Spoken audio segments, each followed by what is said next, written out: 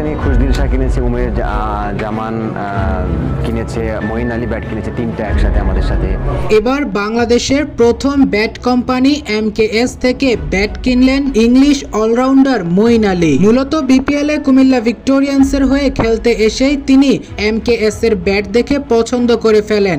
ইমরুল কায়েসকে বলেছিলেন, তোমাদের ব্যাট অনেক ভালো, অনেক power hitting bat. Imrul Kayes জানায়, মঈন আলী বিপিএল ছাড়ার আগে তার থেকে প্রায় 3টি ব্যাট কিনে নিয়ে গেছেন। শুধু তাই নয়, মঈন আলী এবারের আইপিএলও কাঁপাচ্ছেন মিরাজ, শাহিন ও কায়েসদের ব্যাট এমকেএস দিয়ে।